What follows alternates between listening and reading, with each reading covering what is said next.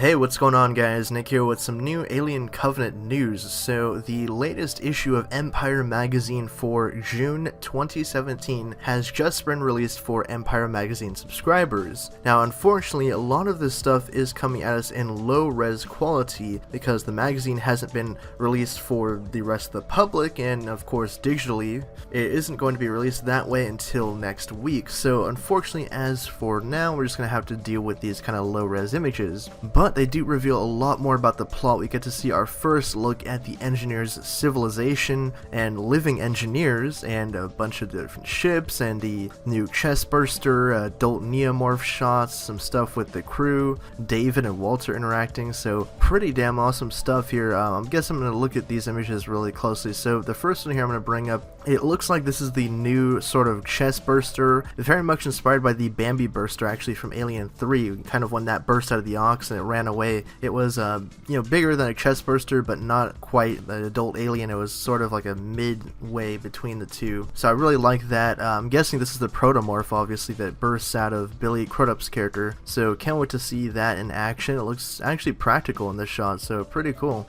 Okay, the next shot here is very revealing. It's definitely the engineer's civilization, and I'm guessing that this is a flashback scene because obviously there's not like 1,000 dead engineers' bodies everywhere, and it's not all gloomy and dark. It looks like this is probably a flashback of the Juggernaut arriving on Paradise, piloted by David and Shaw. Now, if you look actually in the center of this image, you can see a giant ship that's sort of pointed downwards towards the planet, and according to one of the conceptual artists, that ship is actually called the Mother Juggernaut, and I guess it's like a larger version of the smaller Juggernaut ship. I'm guessing it's possibly just in low orbit or what have you, just kind of hovering over the society. And I guess they're shocked by the appearance of the new sort of Juggernaut ship, because if you skip ahead to this next image where you can actually see the engineers looking up in kind of a distraught manner, you can tell that they're sort of surprised by the appearance of yet another Juggernaut ship. And the next image here, it's low res again, but you can see a figure, and this is, I'm guessing, David here, because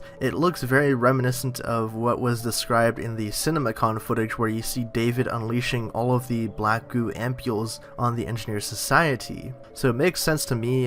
Can't wait to see this sequence on screen because of course it's going to be living engineers and seeing how the black goo basically just lays waste to their whole civilization. Pretty crazy stuff. Okay, so the next image here we get to see Walter and David, and it looks like David is kind of helping Walter play the flute, I'm guessing, and in the background you can see some drawings of animals and insects and things like that. I guess because David has been testing on the wildlife and just, experimenting with the black goo, creating life of his own. I'm really looking forward to the interactions between these two characters because it should be awesome to see Fassbender playing kind of two sides of the same coin, David being more human-like and then Walter being much more robotic. So the next image up here we have is of the adult Neomorph right after it's attacked one of the Covenant's crew members. I love this image here. It looks great. I love it crouching over its prey like that, a bloodied corpse. It looks pretty damn awesome. Hopefully this is suit work because it doesn't look too CG to me.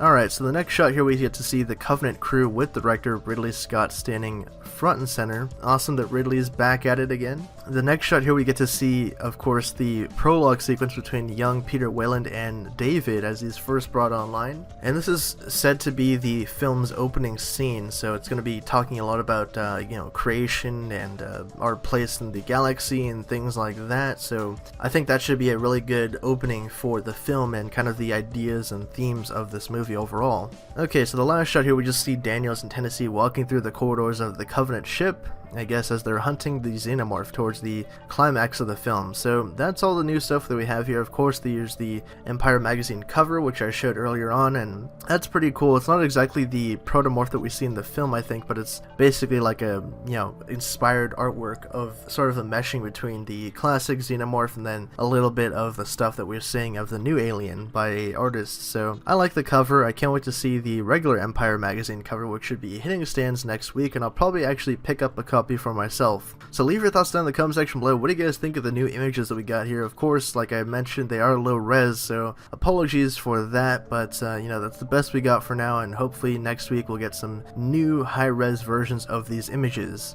Thank you guys again for watching. My name is Nick, and for more on the Alien and Predator universe, stick with the Hybrid Network.